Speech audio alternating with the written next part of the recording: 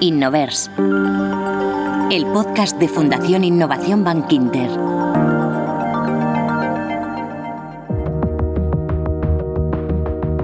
Una hora antes de la liberación de GPT-4 al mundo, escuché a un reconocido tecnólogo de Silicon Valley decir que ese suceso lo cambiaría todo, que sería equiparable al lanzamiento del ordenador personal o de la propia Internet, que desde ese momento todo lo demás sería irrelevante, que ya nadie hablaría de otra cosa, que se lo contaríamos a nuestros nietos.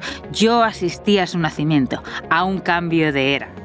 GPT-4 es la evolución de ChatGPT, un generador de contenido automatizado que ya está en boca de todo el mundo. Es difícil conocer el alcance real de esta tecnología que está causando un enorme revuelo. En pocos meses hemos visto a millones de personas de todo el mundo jugueteando con este sistema conversacional cuyo motor es la inteligencia artificial. Hemos visto también cómo las grandes tecnológicas se peleaban por ser las primeras en lanzar productos basados en este tipo de tecnología, que es la inteligencia artificial generativa.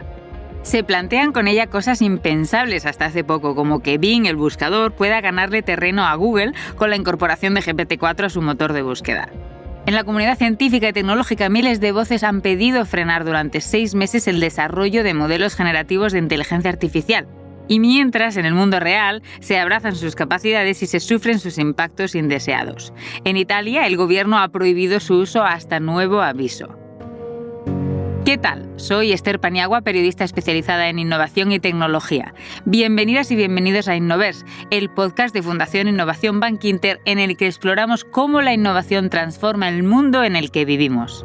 El tema de hoy, la inteligencia artificial generativa, se presenta como uno de los avances con mayor potencial para hacerlo. Este tipo de sistemas está en plena eclosión. Existen ya herramientas que generan copias exactas de la voz de una persona a partir de una muestra de pocos segundos.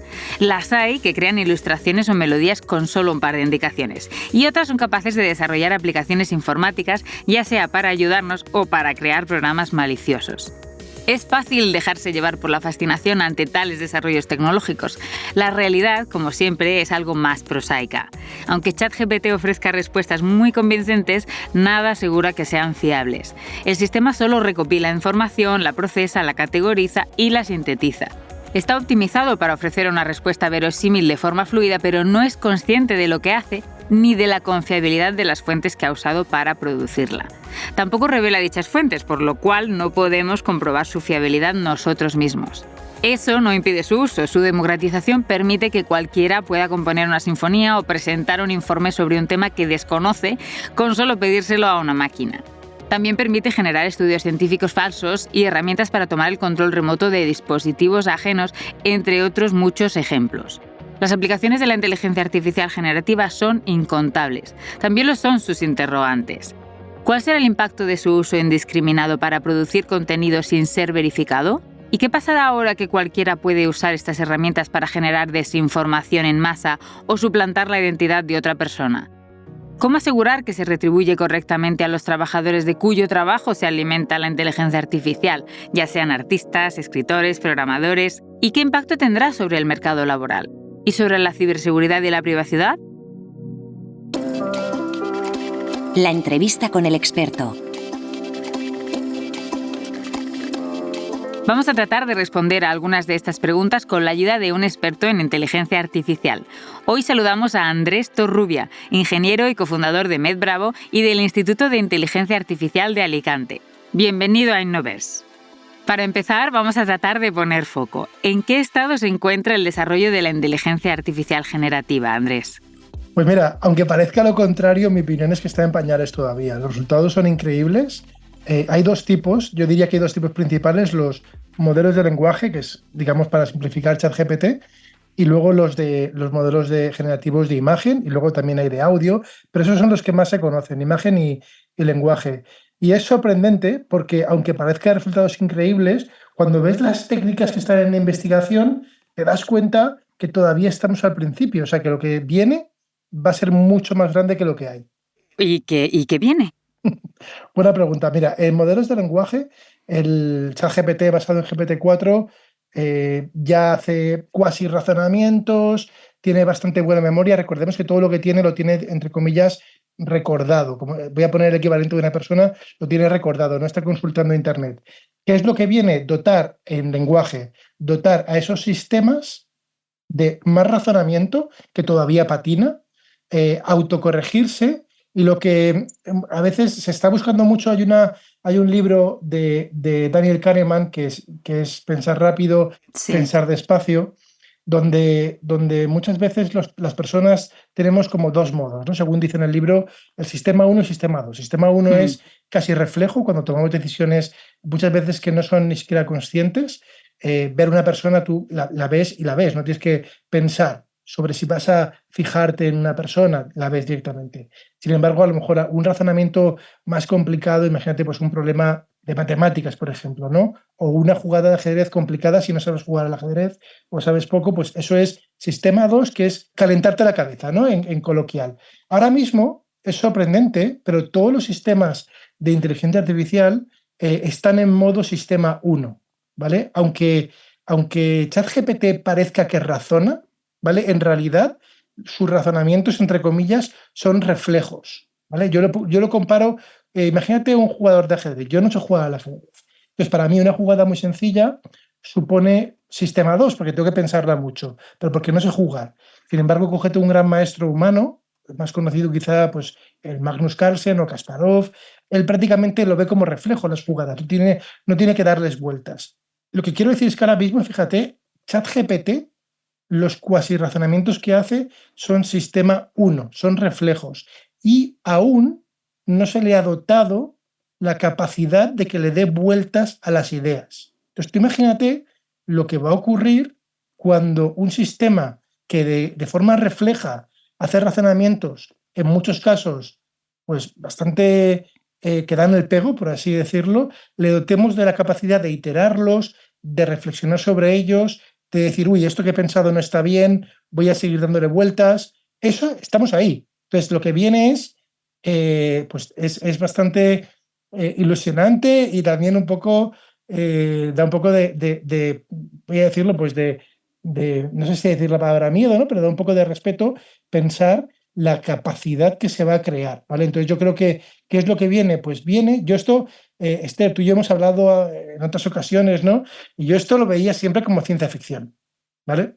El que tengamos sistemas que dentro de, voy a decir algo un poco tirando balones fuera, en una década, 5 años, puedan pensar en muchas cosas, no en todas a lo mejor, pero en muchas cosas mejor que las personas. Yo lo veía ciencia ficción y hoy no lo veo ciencia ficción. Pero pensar, ¿a qué te refieres, Andrés? Pues, o sea, ¿te estás hablando de una inteligencia artificial general?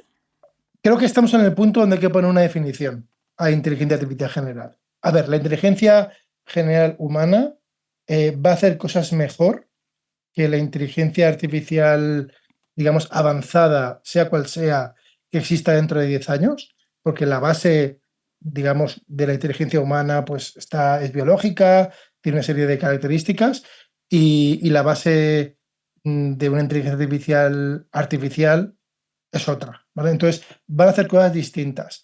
Hay algunas definiciones, ya la gente está poniendo definiciones, entonces la gente, OpenAI, por ejemplo, ha hecho una definición de inteligencia artificial general, que es cuando una inteligencia artificial puede hacer la gran mayoría de tareas humanas, se supone que cognitivas, ¿vale? Porque es inteligencia, mejor a nivel, digamos, a nivel económico, mejor que el ser humano, ¿vale? Le dan un enfoque económico a la definición. Pero siendo todavía lo que Daniel denomina competencias en comprensión, es decir, es capaz de hacer todas estas cosas, pero no las comprende, porque las máquinas, que sepamos hasta ahora, no son capaces de comprender. Y esto es lo que se está criticando además precisamente de empresas como OpenAI o líderes tecnológicos, ¿no?, que están un poco atormentando a la población con reclamos de cosas que van a pasar a nivel tecnológico que tal vez nunca sucedan y que pueden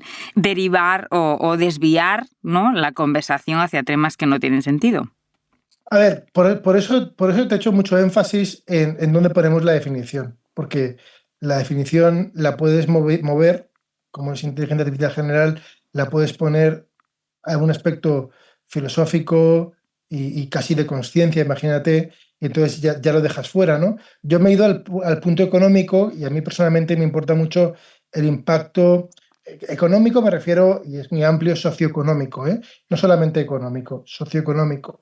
Entonces, yo te argumentaría, bueno, si un ordenador, no llamarlo inteligencia artificial, si un ordenador tú le dices, oye, hazme una página web de e-commerce, que le sueltas como unas instrucciones y el ordenador te lo hace perfecto, el impacto económico está ahí, o sea, creo que es evidente Sí. y da un poco igual que lo comprenda o no, ¿vale? Entonces, por eso te quiero decir, si lo desvinculamos de que nos metemos a analizar a nivel filosófico y podemos tener unas conversaciones increíbles, ¿no? Sobre la habitación china, toda esta historia, ¿vale? Si lo desvinculamos y decimos, vamos a ver el impacto y realmente si da igual que lo comprenda o no, a mí me parece que el impacto es muy grande y por eso te he dicho yo que donde están los sistemas hoy es que hacen razonamientos fallidos, ¿vale? Que eso es tiene muchos problemas, ¿eh? Eso tiene unos problemas increíbles porque encima dan el pego. Me gusta compararlo con el coche autónomo, en el sentido que el coche autónomo funciona, por decir un número, el 95% de las veces, ¿vale?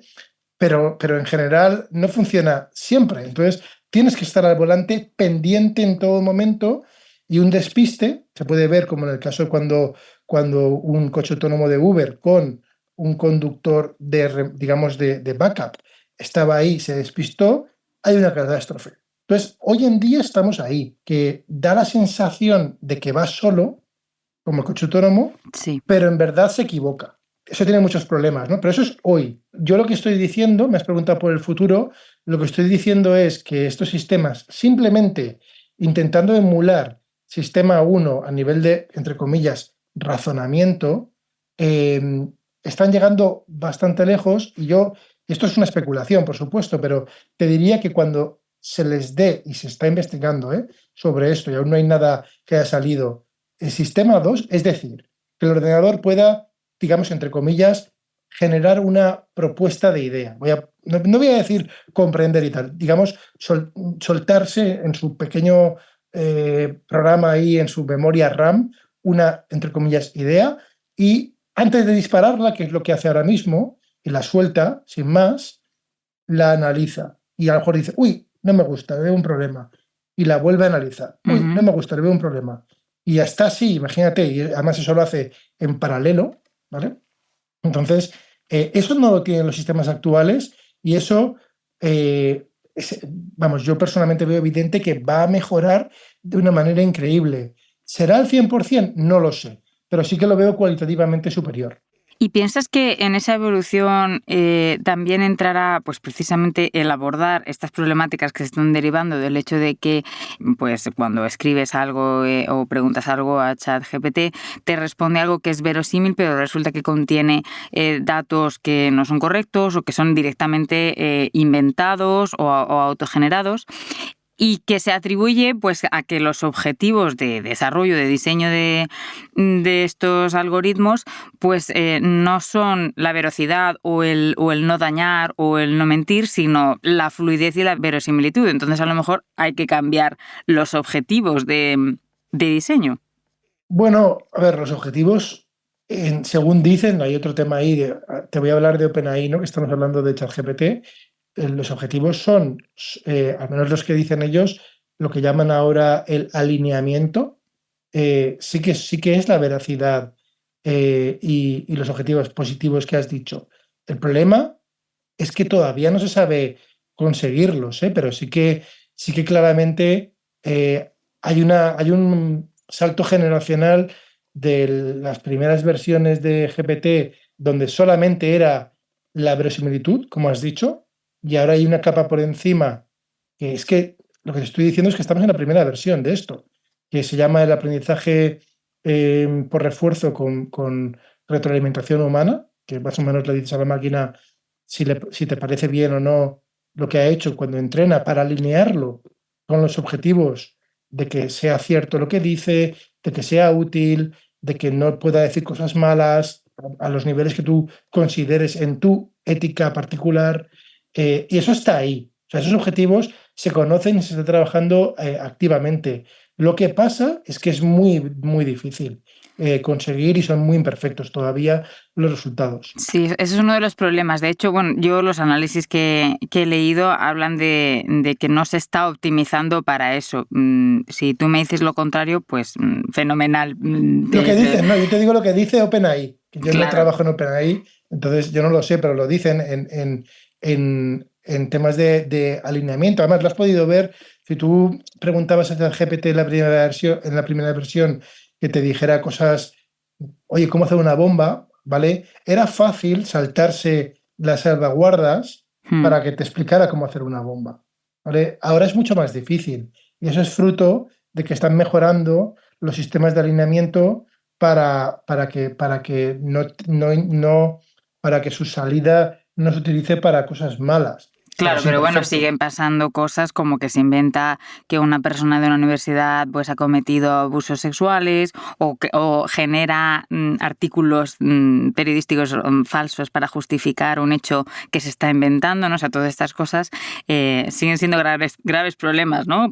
Pese a que hayan mejorado en otras. Sí, a ver, uno de los problemas me has preguntado, sistema 1, sistema 2, 1, y luego otro problema es que, digamos, fíjate, tú como periodista, Esther, tú tienes, pues, tú recuerdas en tu cabeza muchas cosas del mundo, ¿vale? Sabes que España es un país, cosas como evidentes, ¿no? España es un país, eso no hace falta buscarlo en la Wikipedia para saberlo.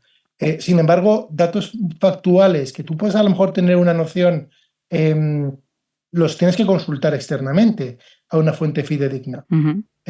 A día de hoy, la versión actual de estos sistemas, la gran mayoría de estos sistemas, todo lo saca, digamos, de su memoria, de lo que entre comillas recuerda y no consulta nada externo. Y la memoria que tienen es una memoria que no es infalible, no es una memoria, no es una base de datos. Esto es que no es una copia de la Wikipedia exacta, ¿vale? Es realmente los recuerdos de haber leído la Wikipedia muchas veces para entendernos. Entonces, a veces le preguntas y como un enteradillo se viene arriba y te dice cosas que más o menos pues, pueden sonar y pueden dar el pego, ¿no? Esto es la primera versión.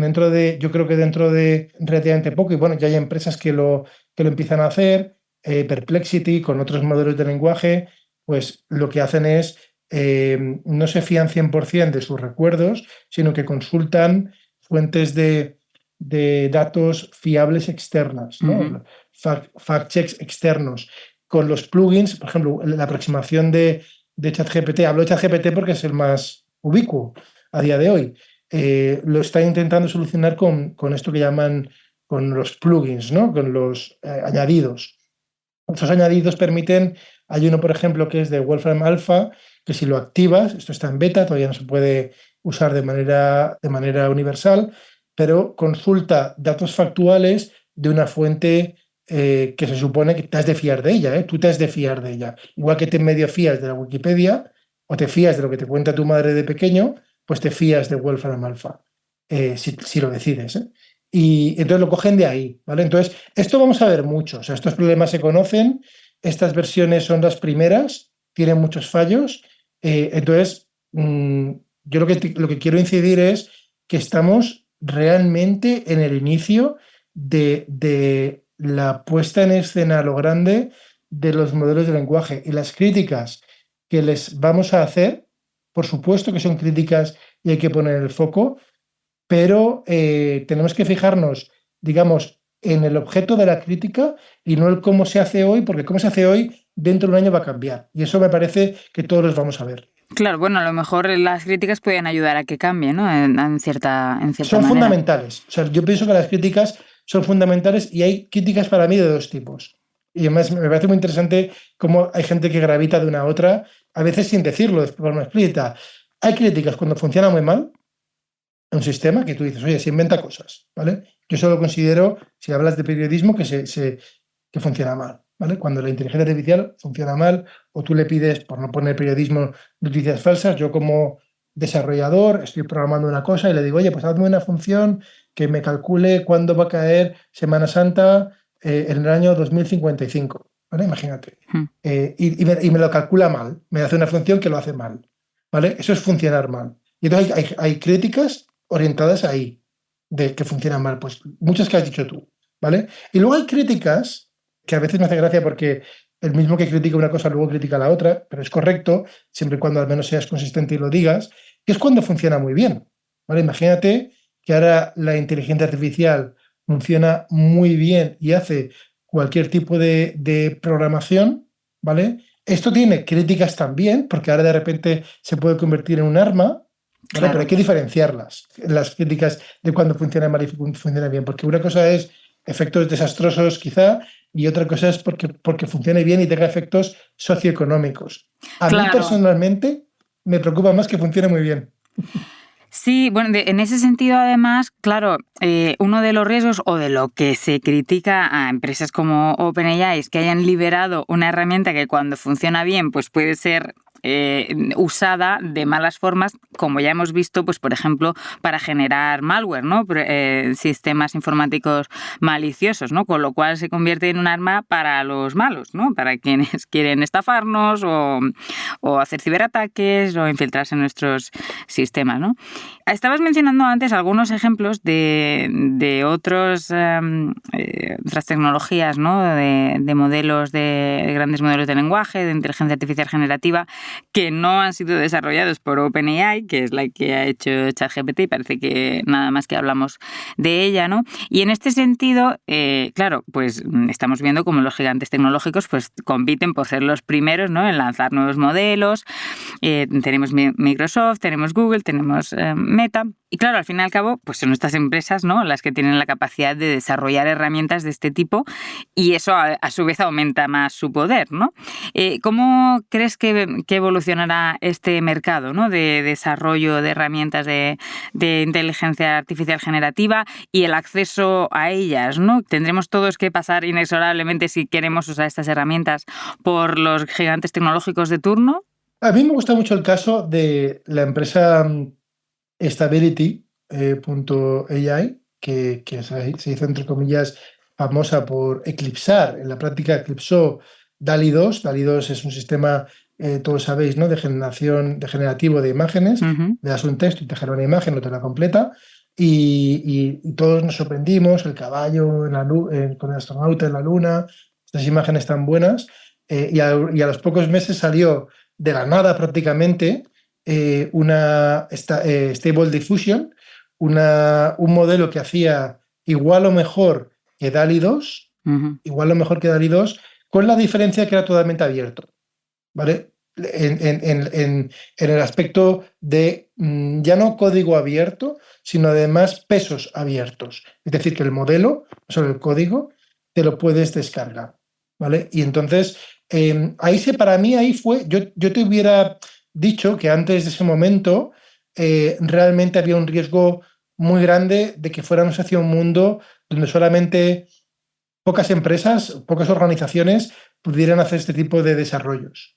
Y Stability ha sido la primera que ha marcado para mí, no sé si alguien ya lo ha acuñado como una ley, ¿vale? Sabes que en semiconductores hay una ley, la ley de Moore, que más o menos se sigue cumpliendo, costando, ¿no? De que pues, se van duplicando cada X meses, cada 18 meses el número de transistores, bueno, como una observación, no es una ley física.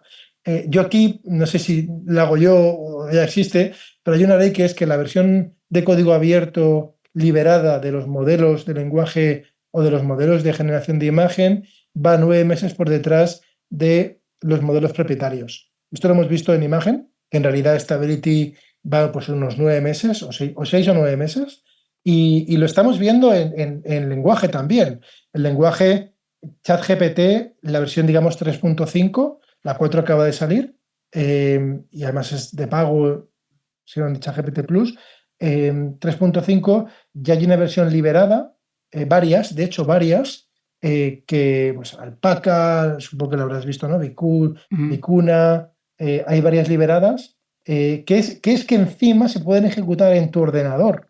No hace falta ni siquiera un... Entonces yo creo que ahí hay mucha esperanza, me parece a mí, porque hay muchísimos casos de uso que encima, especialmente por temas de confidencialidad, de privacidad, de auditoría, son muy interesantes para ejecutar, entre comillas, en local, ¿vale? Y no todos los casos requieren lo último que tiene estas grandes empresas. Con lo cual, me parece muy interesante que realmente no estemos hablando de un todo o nada, de, oye, las tecnológicas lo tienen y la comunidad, digamos, código abierto, etcétera, no lo tiene, sino que hablamos de una diferencia de tiempo. O sea que, bueno, contamos con el poder de la comunidad del software libre y el código abierto para, bueno, digamos, hacer más accesible esto, ¿no? Y también que otras empresas puedan innovar usando estas tecnologías y no estén sometidas a lo que dicten las grandes tecnológicas, ¿no? De nuevo.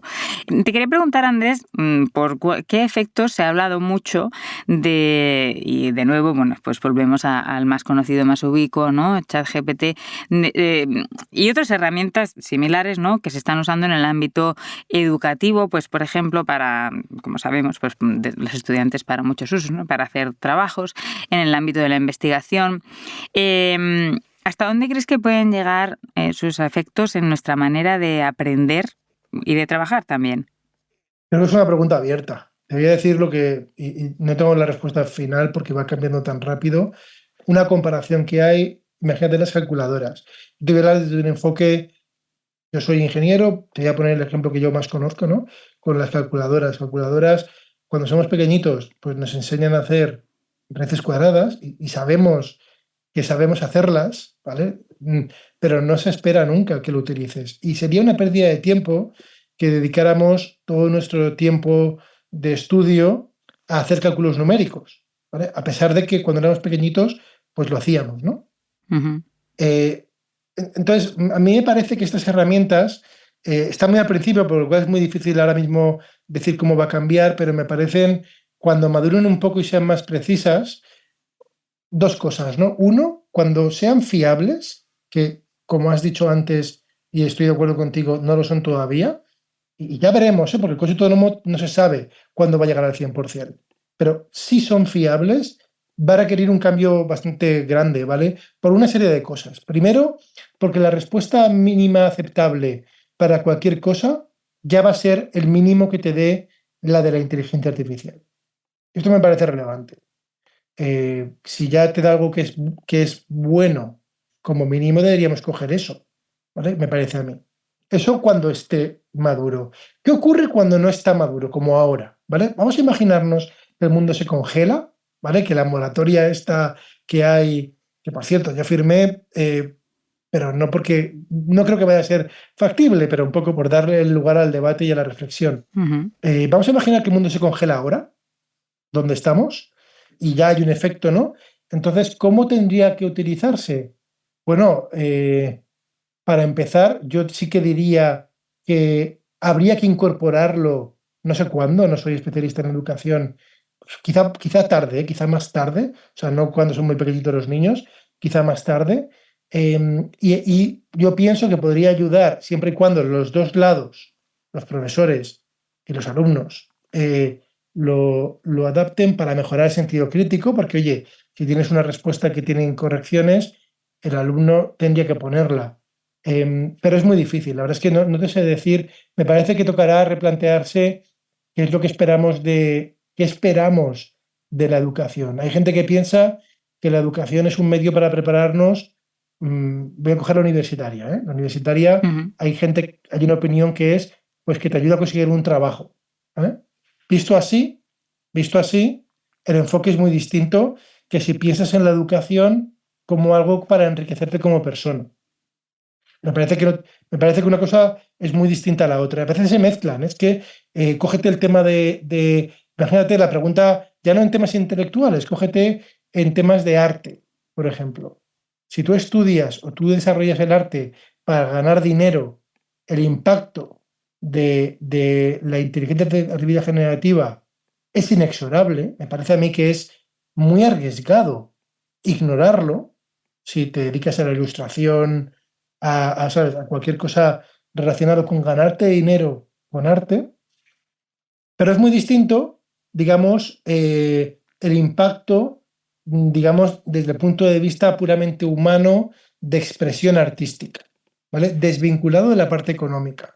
Entonces, Bueno, verás, podrás haber visto, Esther, que dado mi respuesta y cómo he ido gravitando, que no lo tengo claro, pero requiere un replanteamiento. Sí, con respecto a lo que estabas contando, miren, me surgen dos nuevas preguntas. Una es más un comentario en realidad, ¿no? Y pues de cosas que he ido leyendo o debates que me surgen a mí mismo, ¿no? Cuando reflexiono sobre esto. Una cosa que se ha dicho mucho es que estas herramientas, pues para lo que van a servir, funcionando bien, es para igualar la mediocridad. Es decir, yo a lo mejor tengo el conocimiento sobre algo y soy capaz de escribir sobre eso sin necesidad de preguntar a ChatGPT, y una persona que no tenga ni idea va a ser capaz de hacer ese mismo trabajo y competir conmigo simplemente porque ha usado ChatGPT para preparar, pues yo qué sé, una petición de unos fondos o un trabajo o una investigación, lo que sea, ¿no? Eso por una parte. Y por otra parte, pues también se habla de que si las personas no necesitamos aprender a escribir bien, que es un medio también para pensar bien y para aprender a razonar, vamos a perder capacidades en ese sentido, ¿no? No sé qué No opinas tengo tú. la respuesta. No lo sé. Yo, por ejemplo, no sé la respuesta, Esther, y de hecho el problema, entre comillas, me toca de lleno. Yo creo que todos los que tengamos hijos o sobrinos o familiares con niños pequeños, estamos rascándonos la cabeza con esto. ¿Sabes? Yo personalmente lo pienso y digo, ostras, ¿qué interesa? O sea, vamos a ver, ¿nos vamos a atrofiar intelectualmente porque vamos a delegar el sistema 2, el de darle vueltas a las cosas, que es lo que es pensar, a la máquina? Claro. Entonces no lo sé. Yo diría que más que esperar a ver qué pasa es, vamos a pensar cómo evitar que eso pase, ¿no? Claro, pero fíjate, yo el motivo por el cual firmé la carta esta es porque creo que la respuesta no es evidente. O sea, ponte ahora, imagínate que eres profesora de filosofía, no sé, del último curso o de la universidad, ¿vale? Y pides un trabajo y ahora sabes que todos los alumnos lo van a hacer. Fíjate la asimetría que hay, ¿vale? A lo mejor tus alumnos lo hacen y tú como profesora tienes que ahora leerte todo mucho más sofisticado, de repente usas una herramienta para detectar si lo ha sido generado, que encima fallan. Haces como hacer a gente de, oye, volvamos a exámenes orales, ¿no? Que es una opinión que hay, ¿no? Una propuesta que hay. Ostras, me parece que muy turbulento cómo ha cambiado esto. Entonces, fíjate que la universidad, a pesar de que el mundo ha cambiado, sigue siendo igual que hace 20 o 40 años, o más quizá, ¿vale? Lo que es como institución. Y fíjate si ha cambiado el mundo en 40 años o en 60 años. Aquí hablamos de una cuestión de meses. Entonces, ¿cómo se va a adaptar? Yo no lo sé. La verdad es que no lo sé. Sí que me preocupa. Lo que sí que te digo es, al hilo de lo que has dicho, que no me parece una opción, para bien o para mal, no me parece una opción ignorarlo. O sea, lo que has dicho de, si yo soy un experto en el tema X y llego a un nivel, voy a poner un número, a riesgo de poner números a las cosas, y mi nivel es 70 sobre 100, me lo invento.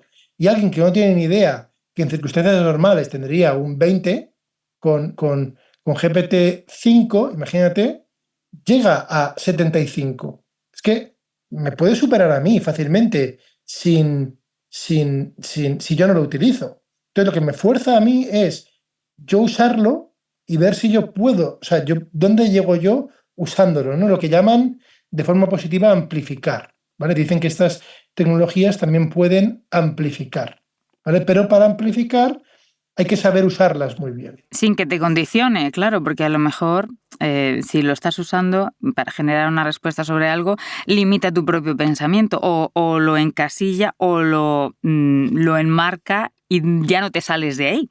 O no, o a lo mejor es lo contrario, te ayuda a inspirarte para seguir avanzando por otras líneas. Sí, a nivel un poco metafísico, esto es lo que hemos hecho como humanidad, ¿no? O sea, cuando tú tienes un pensamiento, tu pensamiento es fruto de todo lo que has leído. Fíjate que filosofía, ¿no? Pues tú te has leído los clásicos, ¿no? pues todos los clásicos de la historia de la filosofía y los contemporáneos, ¿no? Pero ya ha habido un filtrado, digamos, que ha hecho la humanidad, y entre comillas, por decirlo así, los filósofos malos nos los hemos cargado, ¿vale? Esos no, los libros de esos no, nadie los lee, entre comillas, ¿no? Porque eran malos, ¿no?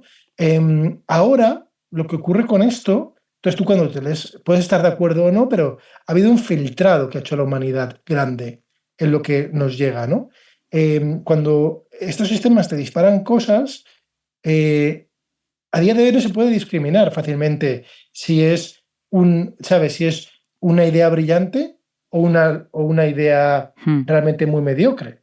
Y te conviertes tú, que a lo mejor no eres experto todavía, en el crítico. Entonces, eso es difícil, ¿eh? Es difícil porque tienes que estar evaluando la salida de un sistema sin que tú seas muy experto. Entonces, el nivel de exigencia que nos va a poner para utilizarlo bien, pues no sé si es alto o no, pero que no es despreciable cómo se debe utilizar. Yo lo que sí que digo como tarea pendiente es que cualquier sistema educativo debería tener ahora un módulo, igual que en su día se hablaba de lo del que tuviéramos pensamiento computacional, ¿no? Que era una forma de pensar. No la única, ¿no? Simplemente como un extra, no como una reducción. Exactamente, fíjate, he dicho como una forma de pensar. Exacto, sí. Pues ahora habría que poner otra, ¿vale? Que es, oye, que esto está ahí y es aplicable transversalmente. Esto es una cosa que tiene, que es muy transversal.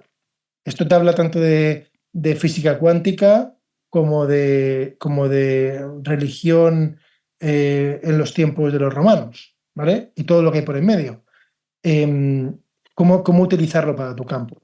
Como inspiración, cuando es útil, ¿vale? Y la respuesta no es trivial porque encima cambia muy rápido. Yo por ejemplo, te diría, GPT-4 no tiene nada que ver con GPT 3.5.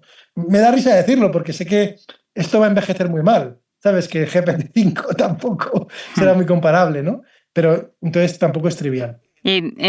Otra de las cuestiones que me surgían cuando estabas poniendo el ejemplo del arte antes, relacionado con otro problema, y es el hecho de que precisamente en el mundo del arte pues se está hablando de una devaluación del trabajo de los artistas a través del uso de estas herramientas, pues o bien se recurre menos a ellos, o se les paga menos, o se les paga por menos horas, porque ya hay una parte que las están haciendo Dalí, Midjourney o ChatGPT en el caso del tipo de trabajo que sea, y sin embargo estos modelos pues se han entrenado con el trabajo de esas personas, ¿no? Y en muchos casos pues están incluso yendo a juicios por propiedad intelectual, o también en el caso de los programadores, como también está sucediendo con sistemas alimentados pues con código de GitHub, ¿no? ¿Y cómo resolvemos esto? Primero, a ver, dos lentes para ver este problema, ¿vale? La lente exclusivamente, vamos a poner el caso de los artistas y de artistas, por simplificar, artistas vivos, ¿vale? Por simplificar. Y artistas que digan, oye, es que no me vale el opt-out, ¿no? Esto de no me vale que yo pueda decir que no quiero que uses mis imágenes porque es asimétrico. O sea, me pones el trabajo a mí como artista, ¿vale? Imagínate, no vale el opt-out. De artistas vivos, porque los muertos ya se están dominio público. Bueno, no muertos porque pueden estar todavía con derechos de autor por la familia, etcétera, ¿no? Herederos. Dominio público, ¿vale? Voy a poner dominio público. Entonces, si lo miras desde el punto de vista exclusivamente, digamos, de copyright y legal, ¿vale? Yo personalmente creo que lo que haces, si solamente lo miras con ese ángulo, es mover el problema un año o dos. O sea, ahora mismo a lo mejor lo frenarías porque no se podrían entrenar con muchas imágenes o textos que ya hay, ¿vale? Pero lo que yo creo es que alguien crearía una web con incentivos para que la gente suba un montón de imágenes generadas donde ya los, digamos, artistas que lo hagan recibirían algún tipo de compensación o lo que fuera, claro, para que permitan hacerlo. ¿Vale? Cógete el ejemplo, yo qué sé, hay muchos ejemplos. Acuérdate en el mundo periodístico el Huffington Post, que los periodistas trabajaban gratis para el Huffington Post originalmente, ¿no? el de Arianna Huffington. Hay casos de estos donde se puede crear un modelo donde la gente cede de forma gratuita a cambio de algún incentivo. El incentivo puede ser el que sea, ¿vale? Que le das un royalty después, a los que contribuyen, lo que sea, hay muchos, ¿eh?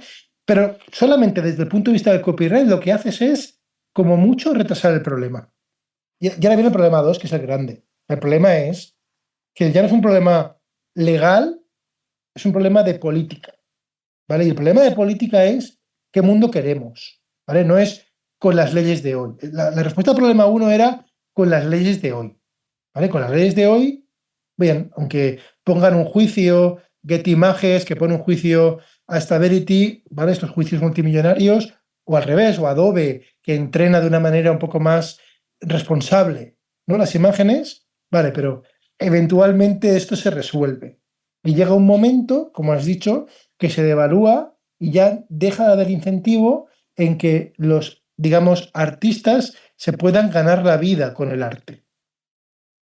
Y eso es para mí una diferencia fundamental, ¿no? Que deja de haber incentivo. Y esto... Bueno, más que como algo radical, es más bien que su rol se relega a algo como pues retocar algo que ha hecho una máquina y entonces les pagan mucho menos.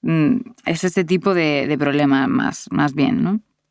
Sí, entonces, a ver, ya es una pregunta, ya es una respuesta política. Política me refiero de qué política o de qué mundo queremos, ¿no?